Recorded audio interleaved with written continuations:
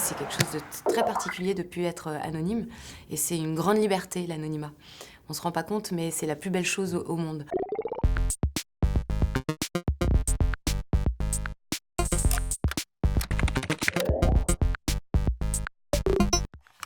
Oh, c'est fou, je viens de montrer ce film à mon fils il y a, je crois, une semaine. C'est un film que je regardais beaucoup quand j'avais 15-16 ans. J'ai dû le voir une trentaine de fois. J'adore Jane Tierney et Dana Andrews et j'ai toujours voulu appeler ma fille Laura et finalement je ne l'ai pas appelée comme ça. Et donc je l'ai redécouvert la semaine dernière. Je l'ai montré à mon fils qui a 11 ans, qui a adoré. Je lui ai dit non mais c'est un meurtre, donc il y a tout un truc et tout.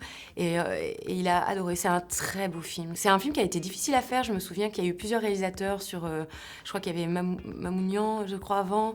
Et c'est un film d'Otto Preminger. Et voilà, moi j'ai vu tous les films de Jane Tierney, j'adore Dana Andrews aussi. Mais comme quoi les vieux films, même s'ils sont en noir et blanc des années 50, quand l'histoire elle est belle, quand les acteurs sont beaux, que c'est cadré, que c'est écrit, ça plaît.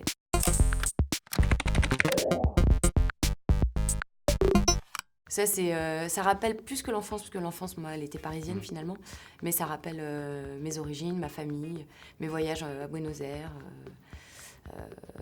Ouais, ça rappelle plutôt tout ça, quoi.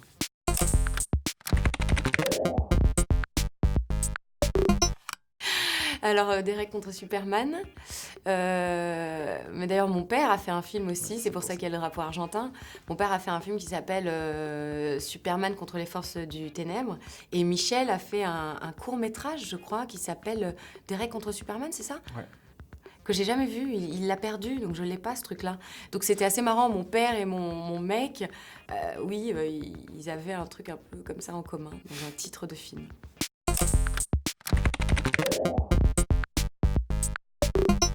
La garçonnière de Billy Wilder. C'est un film que j'adore, que Michel adore. Michel adore Billy Wilder et moi aussi.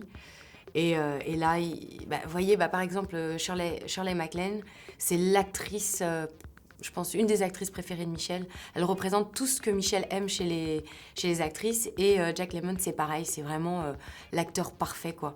Elle, parce qu'elle a un côté, dans ce que... En fait, finalement, Michel m'a écrit dans Le Prince oublié. Elle est pétillante, rigolote, elle est drôle, elle fait toujours des personnages extrêmement attachants, que ce soit là, dans Hitchcock, Mais qui a tué Harry. Elle a quelque chose de magnifique et de rigolo et de adorable. Et voilà, c'est vrai que Michel aime bien m'écrire ce genre de personnage. Et Jack Lemmon, c'est un acteur extraordinaire, quoi.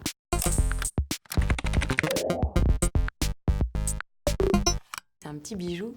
C'est un film, Le Prince oublié, qui est un film merveilleux, qui est un conte merveilleux, et donc qui est un film qui est gentil, qui est doux, qui est bouleversant, qui a plein de niveaux de lecture. Voilà, c'est un film vraiment familial pour les petits et les grands, et chacun y voit quelque chose de différent.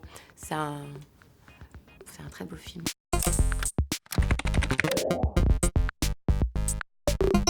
Oui, c'est vrai, elle nous avait vus avec Michel, je crois que c'était la soirée des Oscars. Et elle nous avait dit, si je me souviens bien, qu'elle avait vu le film 2 fois, je crois. Je me rappelle plus, hein, donc si vous le savez si vous l'avez lu, parce que moi j'oublie un peu les choses, mais je crois qu'elle l'a vu 2 fois ou 3 fois avec sa famille. Ah oui, elle m'avait dit Pour le rôle. qu'il fallait pas que je m'inquiète si je retrouvais pas des rôles comme ça. Il fallait jamais courir après un rôle. Une fois qu'il était fait, il était fait. Et c'était fabuleux de l'avoir dans sa filmographie. Et qu'après, il fallait continuer et faire d'autres choses.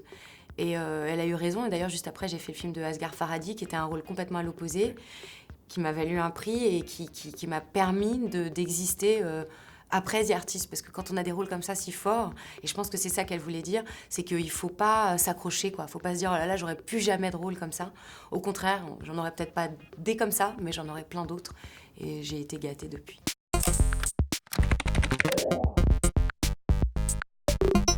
Il est très à l'aise avec la notoriété, il dit souvent qu'il doit tout à son public, donc si le public vient le voir, il signe les autographes, il prend les photos, et il est très, très, très tranquille par rapport à ça. Et puis moi, c'est vrai qu'après The Artist, ça bouleverse quand même un peu la vie. Et en fait, on perd un peu comment on appelle ça, de liberté et d'anonymat. Et en fait, on nous apprend pas ça à l'école. de théâtre ou de cinéma, on ne nous dit pas ce que ça fait. Et c'est quelque chose de très particulier de ne plus être anonyme.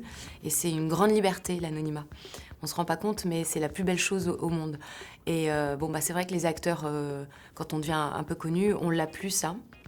Et c'est pas grave, on gagne plein d'autres choses à côté. Enfin, c'est pas grave. En tout cas, on gagne plein d'autres choses à côté, mais ça, c'est quelque chose qui est très difficile de plus être anonyme. Et il m'avait dit... et moi, donc du coup, je comprenais pas ces gens qui venaient systématiquement au restaurant, dans la rue. Et il m'avait dit, il faut mieux sourire et répondre à l'attente des gens rapidement, plutôt que de refuser et de faire la gueule et de les envoyer un peu balader, parce qu'en fait, ça reste en toi. Et c'est vrai que j'étais très malheureuse d'envoyer les gens balader, mais il y a des fois, je n'en pouvais plus, j'arrivais pas à faire autrement. Et maintenant, de manière générale, je souris, je dis bonjour aux gens quand je vois qu'ils me reconnaissent au cinéma, que les gens se retournent, qu'ils sont un peu maladroits, et je leur dis bonjour, oui, c'est moi, ça va, ouais, super. Et après, ils m'oublient, et du coup, moi, je peux continuer dans ma vie aussi.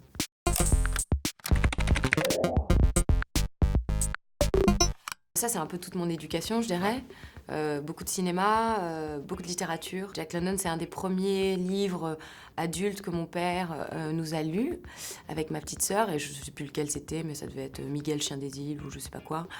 Et il l'a arrêté au milieu et puis il a dit, si vous voulez savoir la suite, il faut continuer par vous-même. Donc il nous a donné le goût de la lecture, le goût des histoires. Et Singing in the Rain, ça doit être la VHS numéro 1 dans la médiathèque de mon papa, qui a 3000 VHS, qui sont maintenant 3000 DVD.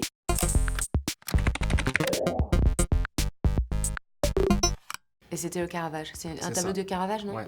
Je sais pas quel... Il y a plusieurs églises, pas beaucoup, mais je pense qu'il y en a 2 ou 3 qui ont des Caravages.